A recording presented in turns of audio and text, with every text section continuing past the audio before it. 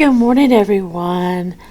This is Spotya again, and I am in a new place that I have found here in the beautiful mountains of western North Carolina. It's in a little town called Waynesville, which is not far from the Tennessee border. And this place it's a little coffee shop. It's called Carolina Coffee, and they also own a tanning salon next door called Carolina Sun. They have wonderful coffee. They also have an Italian soda, which is, let me get my notes here. Sorry. Is a sparkling water with your choice of flavoring, and they put sweet cream on top. And sweet cream is where they take heavy whipping cream and sugar and whip it together. It was wonderful. And they also have they get different pastries from the local bakeries. And this morning I'm having this lovely cherry pastry.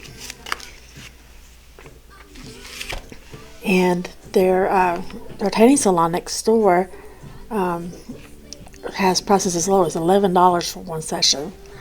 So just come check them out. They're located in the Waynesville Plaza, which is on Russ Avenue. Just maybe 2 minutes of that. 5 if you hit all the red lights from downtown Waynesville. So, because of life, basically, there is. I've not been able to do any videos, and I've also been working on getting my book put back out. So it should be available in bookstores just any day now. So just go in, I'll let you know when it's available, and whenever it is, you can just go into your local bookstore and say, do you have this book? And if they don't have it on their shelves, they can order it. So now whenever we left off at the end of 1 Samuel, and Saul had just died. So we're going to pick up now in 2 Samuel. But I do want to mention the date, and this is a special time of the year. Today is September the 1st, 2022, and it is the 5th day of Elul, the year 5782 on the Hebrew calendar. The month of Elul, E-L-U-L, is the 12th month of the Hebrew calendar. And I just want to give you a little bit of information about that. When we celebrate Rosh Hashanah, that is the day that, not only was it the day that Adam and Eve were created, but it's also the day that God decides what's going to happen to us. This is our day of judgment for everyone in the world. It's not just the Jewish people. And he decides, what money we're going to have, what anything that's going to happen to us, any blessings that we're getting that year. He decides all of that on that day. And so let me give you a little bit of information that I think that Chabad.org, it's Chabad, says it best. So the origins of Elul as a month of special divine grace and mercy go back to the time of Moses in the year 2448 from creation, which is 1313 BC, the first year after the Jewish people went out of Egypt. 7 weeks after the Exodus, the people of Israel received the Torah at Mount Sinai and entered into an eternal covenant with God as his chosen people. But just 40 days later, while Moses was still up on the mountain, they violated their special relationship with God by worshiping a golden calf.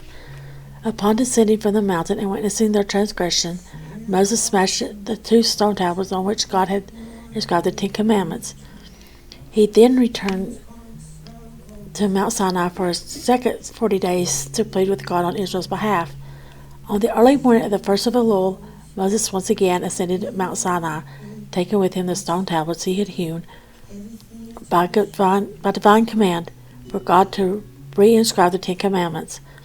On the mountain, God allowed Moses to see my back but not my face, which Maimonides interprets as a perception of God's reality, but not his essence. The closest any human being ever came to knowing God, and taught him the secret of his 13 attributes of mercy. That was Exodus 33:18 to 34:8. Is where you'll find the 13 attributes of mercy. For the third time, Moses remained on the mountain for 40 days, from the first of Elul until the 10th of Tishri, Yom Kippur, during which time he obtained God's wholehearted forgiveness and reconciliation with the people of Israel. Ever since, the month of Elul serves as the month of divine mercy and forgiveness. And Yom Kippur is whenever we receive our sentence.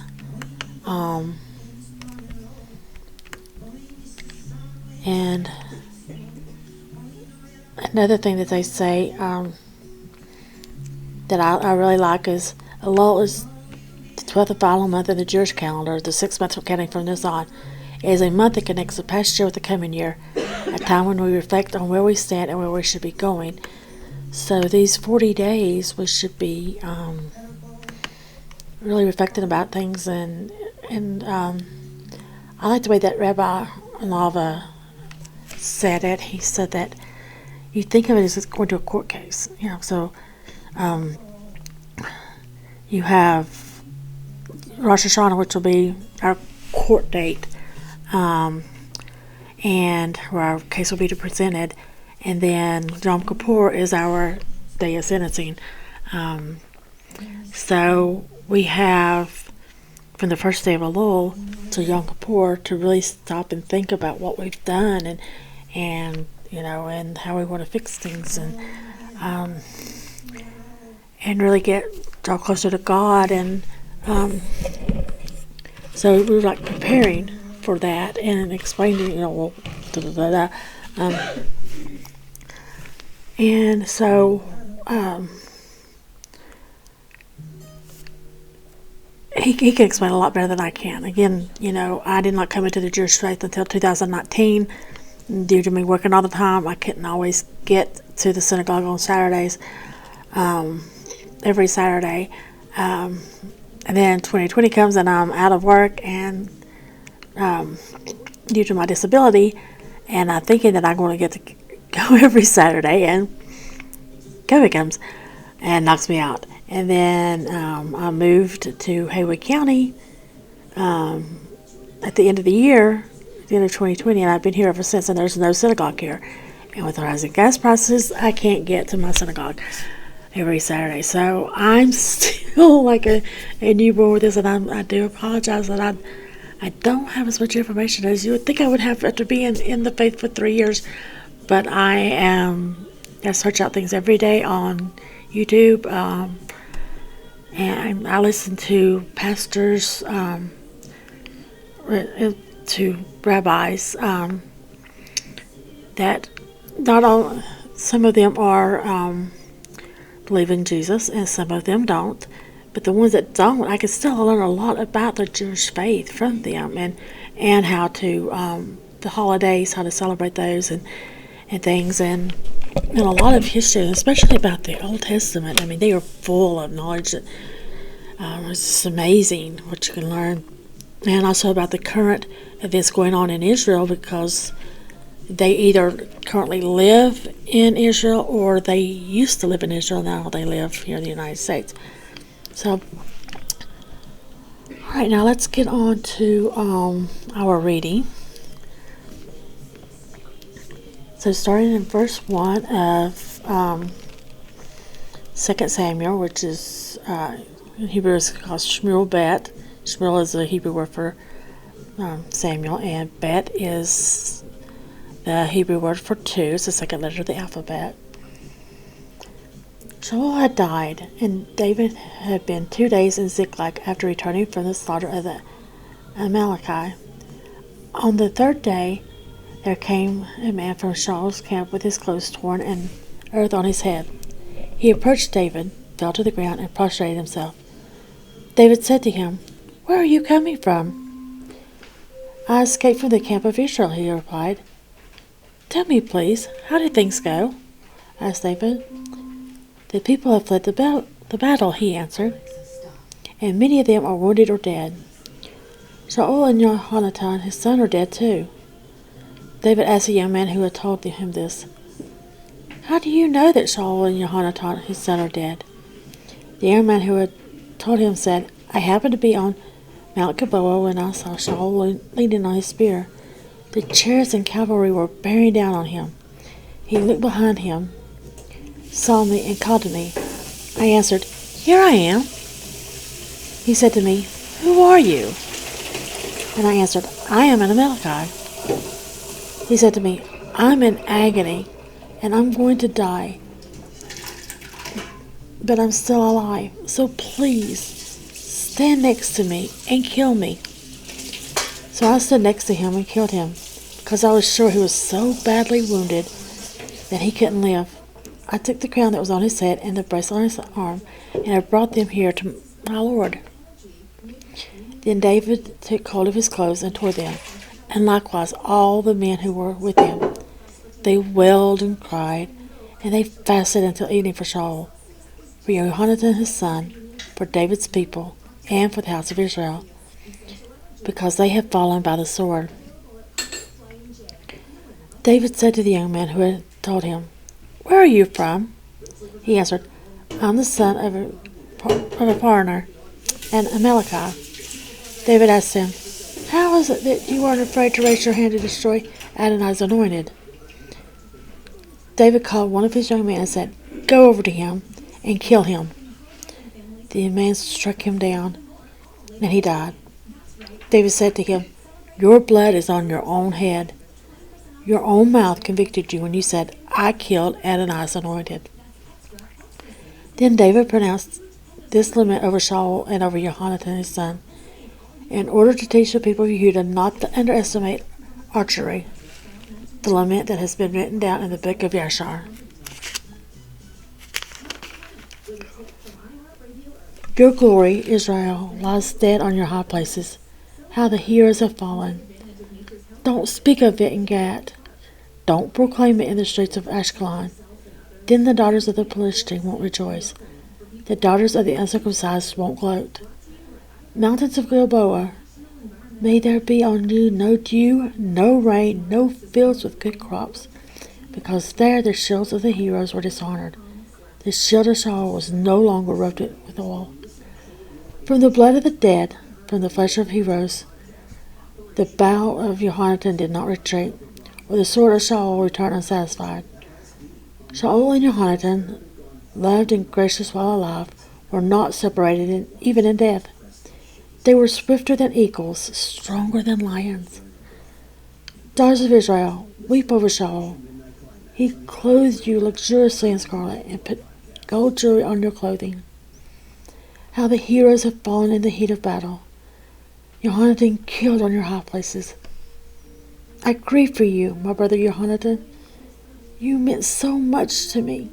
Your love for me was deeper than the love of women.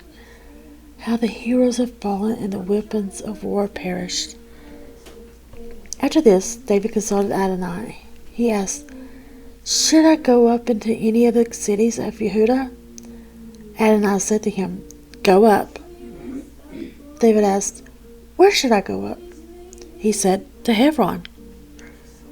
So David went up there with his two wives, Ahinoam from Israel, and Abigail, the widow of Nabal from Carmel. David brought the men up with him, each with his household, and they lived in the cities of Hebron. Then the men of Yehudah came, and there they anointed David king over the house of Yehudah. They informed David that the men of Yavesh Gilead were the ones who had buried Shaul. So David sent messengers to the men of Yavesh Gilead with this message: May you be blessed by Adonai, because you showed this kindness to your lord Shaul and buried him. Now may Adonai show kindness and truth to you, and I too will show you favor, because you have done this. Be strong and be brave. Shaul your lord is dead, but the house of Yehudah have anointed me king over them. Abner the son of Ner, commander of Shaul's army, had taken Ishbosheth, the son of Shaul, brought him over to Malchanaim and made him king over Gilad, the Ashuri, Israel, Ephraim, Benjamin, and all Israel.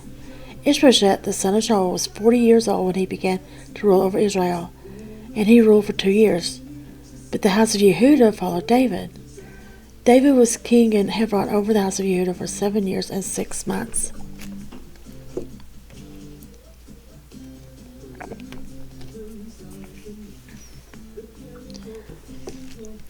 Abner the son of Ner and the servants of Ishbosheth the son of Shaul went out from Mahanaim to Givon, while Joab the son of Zeruiah and David's servants also went out, and they met together by the pool at Givon. One group sat down on one side of the pool and the other on the other side. Abner said to Joab, "If it's all right with you, let's have the young men get up and fight it out between themselves, while we watch." Joab said, "Yes, let them." So they got up and paired off, 12 for Benjamin and Ishbosheth, the son of Shaul, and 12 for David's servants. Each one grabbed his partner by the head and drove his sword into his side, so that they fell down together. For this reason, that place was named Helkath Hatzerim, Field of Blades. It is in Givon. The battle that day was very fierce. Abner and the men of Israel were beaten by David's servants. The 3 sons of Zeruiah were there: Joab, Abishai, and Asahel.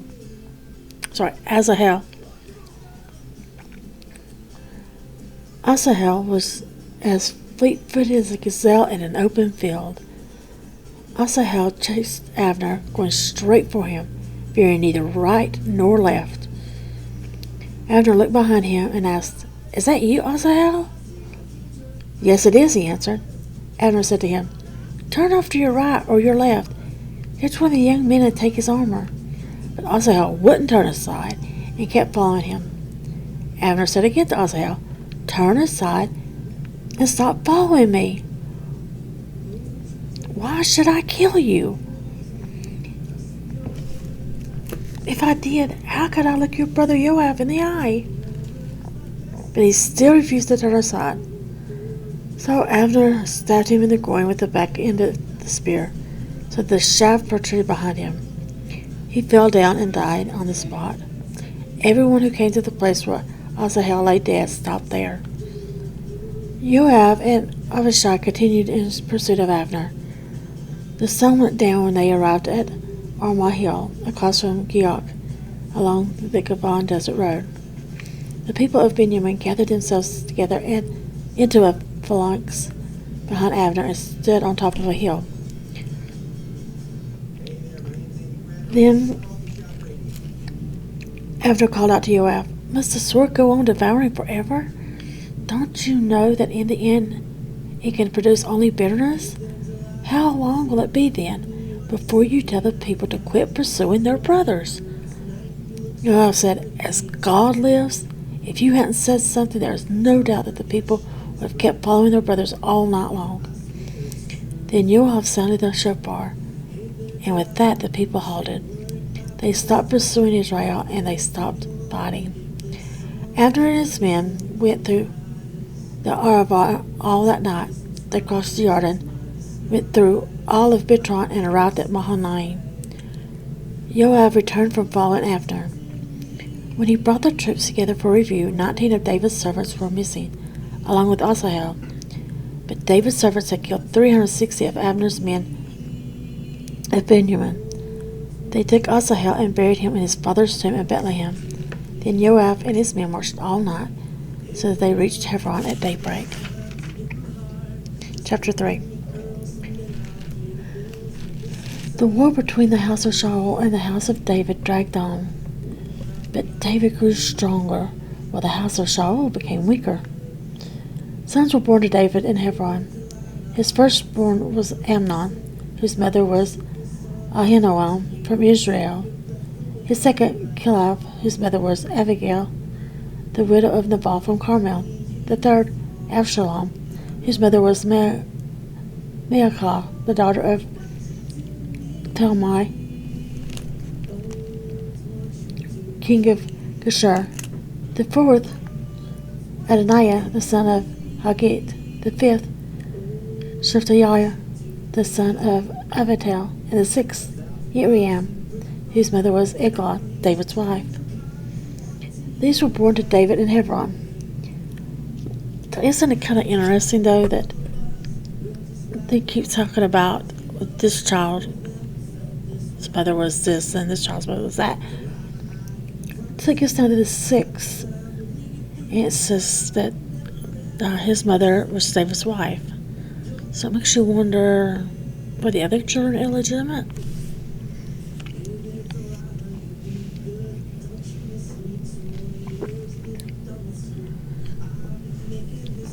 During the war that was going on between the house of Shaul and the house of David, Abner strengthened his position in the house of Shaul.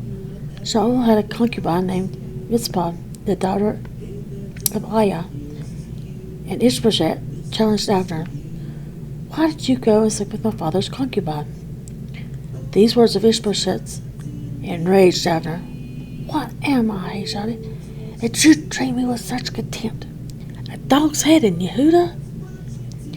Till this moment I have shown only kindness to the house of Shaul, your father, and to his brothers and to his friends, and I haven't handed you over to David. Yet you choose today to pick a fight with me over this woman.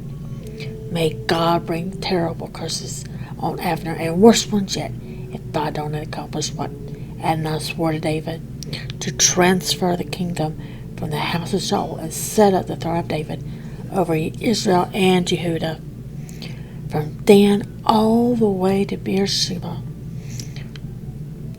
Ishbosheth couldn't answer Abner a word because he was afraid of him.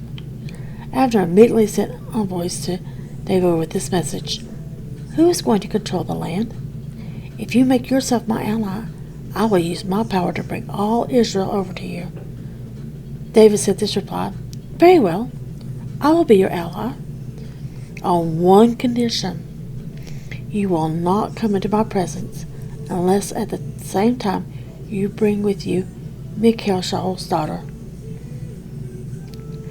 David sent messengers to say to Ishbosheth, the son of Shaul, "Give me back my wife Michal. I betrothed her to myself for 100 foreskins of the Philistine." Ishbosheth sent and took her from her husband, Paltiel, the son of Laish. Her husband went with her, crying as he went, and followed her to Bahurim. But when Abner told him, "Go back," he returned. Then Abner conferred with the leaders of Israel. He said, "In the past, you wanted David to be king over you. So now, do it. For Adonai has said of David, through my servant David I will rescue my people Israel from the power of the Philistines and from the power of all their enemies." Abner also spoke with the people of Benjamin. Then Abner went to Hebron and reported to David everything that had been agreed to by Israel in the house of Benjamin. When Abner came to David in Hebron, he brought 20 men with him. David held a feast for Abner and his men. Abner said to David, "I must get up and go together all Israel to my lord the king, so that they can make a covenant with you. Then you will be able to rule over everything your heart desires." David sent Abner off, giving him safe conduct. Just then David's men and Joab returned from a raid, bringing a lot of plunder with them. But Abner was not with David in Hebron, because he had sent him off under safe conduct. When Joab and all his army had arrived, Joab was told, "Abner, the son of Ner, came to the king, but he sent him off, and he is left under safe conduct." Joab went to the king and said, "What have you done? Here, Abner came to you, and you sent him away, and now he's gone. Why? You know Abner, the son of Ner. He came only to deceive you, to learn what campaigns you're planning, and to find out everything you're doing." After leaving David, Joab sent messengers after Abner, and they brought him back from the water cistern at Sirah without David's knowledge. Upon Abner's return to Hebron, Joab took him aside into the space between the outer and inner city gates, as if to speak with him privately, and there he struck him in the groin, so that he died, thus avenging the death of Asahel his brother. Afterwards, when David heard of it, he said, I and my kingdom are forever innocent of the death of Abner, the son of Ner. Let it fall on the head of Joab and all his father's family. May Joab's family always have someone with a hemorrhage of Zarat, or who has to walk with a cane, or who had... Let me start that line over again because I misread it. May Joab's family always have someone with a hemorrhage or Zarat, or who has to walk with a cane, or who dies by the sword, or who lacks food. Thus Joab and Abishai, his brother, killed Abner, because he had killed their brother Asahel during the battle in Gabon. But David said to Joab and all those with him, Tear your clothes, put on sackcloth, and mourn over Abner. King David himself walked behind the body as it was carried. They buried Abner at Hebron. The king wept aloud at Abner's grave, and all the people wept. The king sang this lament over Abner. Should Abner have died like a thug? Your hands weren't tied. Your feet weren't fettered. You fell like one who falls at the hands of criminals. Then all the people wept over him more than ever. All the people came to David and tried to make him eat some bread while it was still daytime. But David swore, May God bring terrible curses on me, and worse ones yet, if I taste bread or anything else until the sun goes down. All the people took note of this, and it pleased them. Whatever the king did pleased all the people. So that day, all the people and all Israel understood that the king had had no part in the killing of Abner, the son of Ner. The king said to his servants, You realize that a leader, a great man, has fallen today in Israel. Even though I have just been anointed king, I feel weak today. And these men, the sons of Zeruiah, are too brutal for me. May Adonai repay the criminal as his crime deserves. Chapter 4. When Ishbosheth, the son of Shaul, heard that Abner had died in Hebron, his courage failed, and all Israel became alarmed.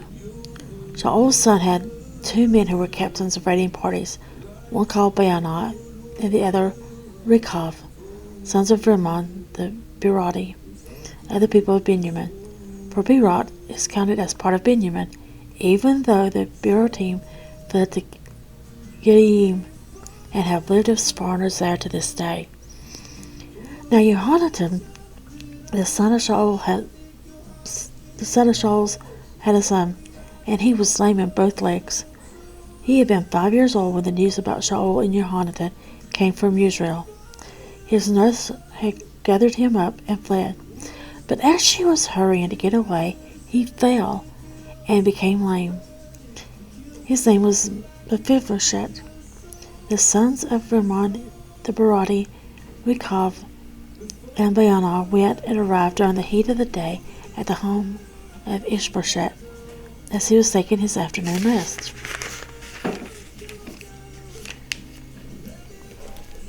They went right into the house as if they were coming to get wheat, and stabbed him in the groin. Then Rechab and Baanah, his brother, escaped.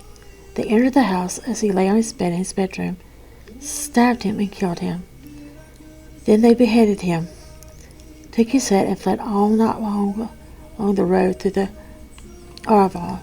They brought the head of Ishbosheth to David in Hebron and said to the king, Here is the head of Ishbosheth, the son of Shaul, your enemy, who wanted to take your life. Today Adonai has taken revenge on Shaul and his son for the sake of my lord the king.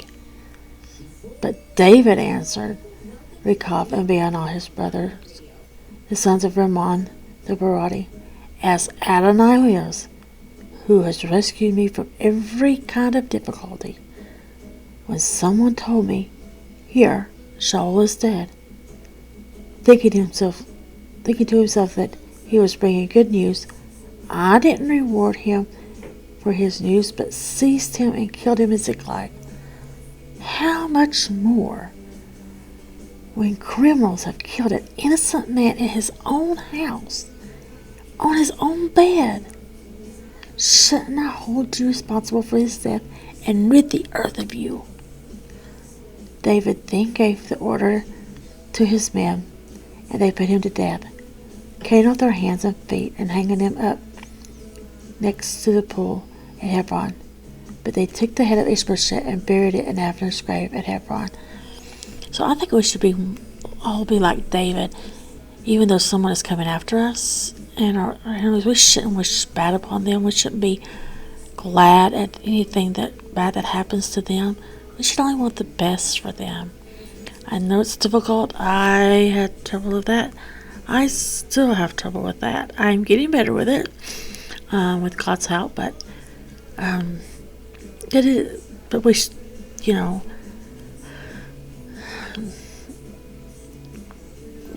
we should always, want the best for everyone. We should be praying for their salvation and witness to them and be kind to them. I had someone who treated me very, very badly, and was, let's see, how can I put this nice without revealing exactly who it was. I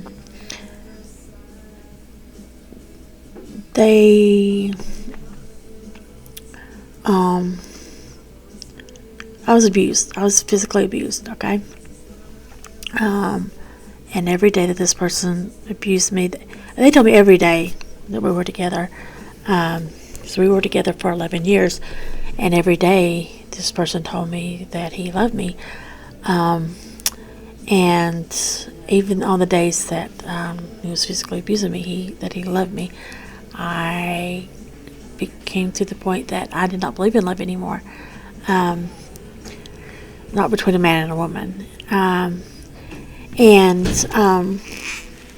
So for many, many years, we didn't speak. I wanted to forgive them, but I was having a lot of difficulty with that. I held so much hatred and contempt to them that I had said that if they ever set foot in my face again, that I would kill them on the spot. That is not the right attitude to have towards anyone. And if you're wondering, well, why didn't you get out of that relationship? Why'd you let it drag on for so long? It wasn't by choice, I can guarantee you that. It was because I needed a place to go to, and I needed a job, and I needed a vehicle, all at the same time. It took me 10 years to get all of that, because the abuse didn't start until we were together for almost a year.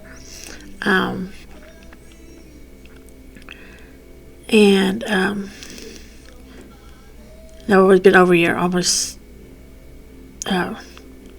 2 years by the time that it had the abuse started.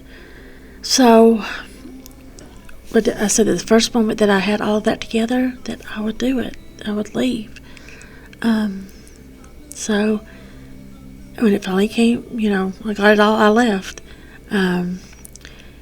And so then God had me speaking to them on someone's post. I was commenting on, I had a mutual friend, and on Facebook, my friend had posted something, and I made a comment, and he made a comment, and then God said, well, you need to see if he replied. But if he replied, and I said, okay, I don't want to. He said, okay. So I checked. I was like, okay, yeah, you replied. He says, now you need to reply to his comment. I was like, I don't want to. And God said, reply. And I was like, I don't want to. And it was just this parent-child thing, you know. No, I am not going to reply. No, absolutely not. No, I want nothing to do with this person. Well, and then I would say, and then I would, fine, I'll do it.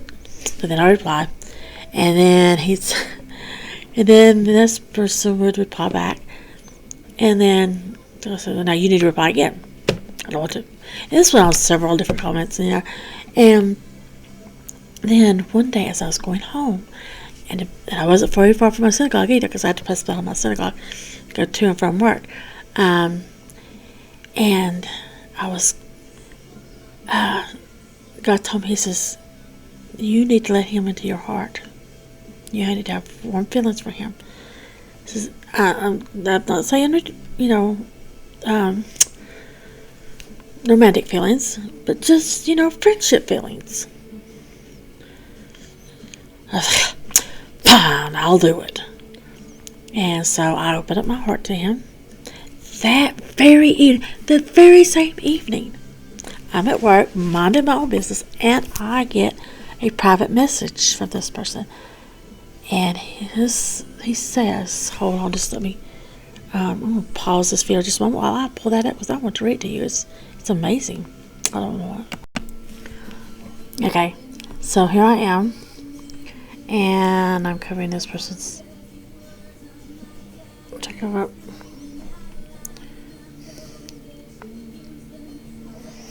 Well, I have lost it. Hold on a moment. Okay, let's try this one more time. Okay, so I'm going to try to cover up their face, and you can see the date on here. But it starts off, hey, I want to apologize. This is January 22nd, 2019 at 6:56 p.m. He says, hey, I want to apologize for everything I've done to you. I ask that you forgive me in the name of God. Okay.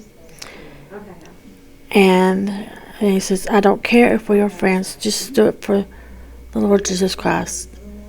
Just to let you know, I pray for you daily. And so, and then I responded back, thank you, that is sweet. I forgive you, and we can be friends. So, that person never apologized, not one time. While we were together, nobody had ever apologized for anything that they'd ever done to me. We just start being nice to each other again, and so that was. But again, God had told me that He was going to do something big in my life, and He couldn't do it unless I actually let this person into my heart. And that was the big thing that He was going to do for me. And this person wouldn't even, he wouldn't take me to the hospital if I was sick or hurting, you know, if somebody else, he would, unless somebody else he had something playing with somebody else. If that something that playing with somebody else, then hours dropped, it didn't matter. I mean, if they wanted to go, I don't know, to the flea market, let's just say, and I had gotten injured real bad. No, I've already made plans with this person to go to the flea market. You just have to find your own way to the hospital. You know, it was that bad. But whenever I was having breathing problems before I came out of work, and I was going to the hospital, I was so scared and everything. He got on the phone with me. He stayed on the phone with me through private messaging. He couldn't talk to me much because we didn't know when the doctor or nurse would show up. But checking on me, making sure I was okay, and being concerned, and you know, he's been there for me ever since. So it's just, he's done like a 360 turnaround. So that's what, you know, you never know what being nice to your enemies will come from, and what will come from that. So, anywho, and people think that I'm weird for forgiving him, but you know, it's something really great when we have a good friendship now. So, now on back to our reading.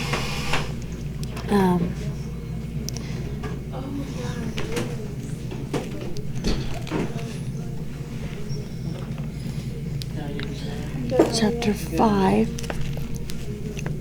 If I recommend anything. Then all the tribes of Israel came to David in Hebron and said, "Here, we are your own flesh and bone.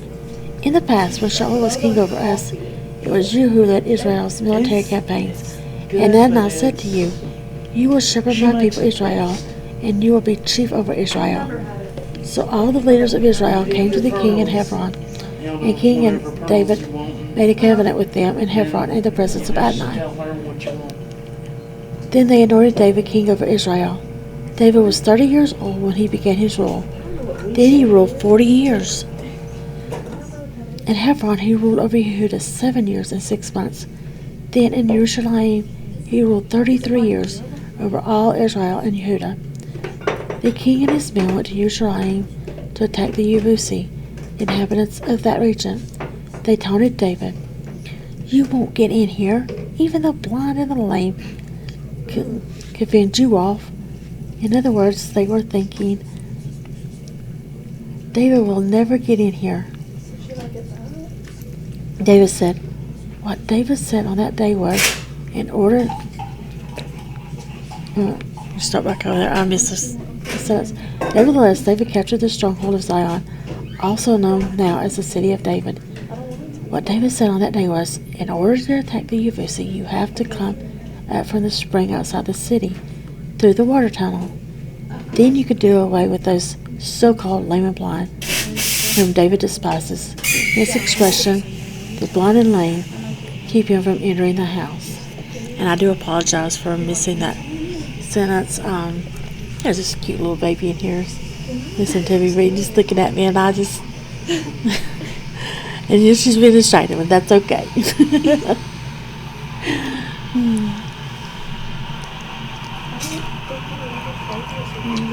David lived in the stronghold and called it the city of David.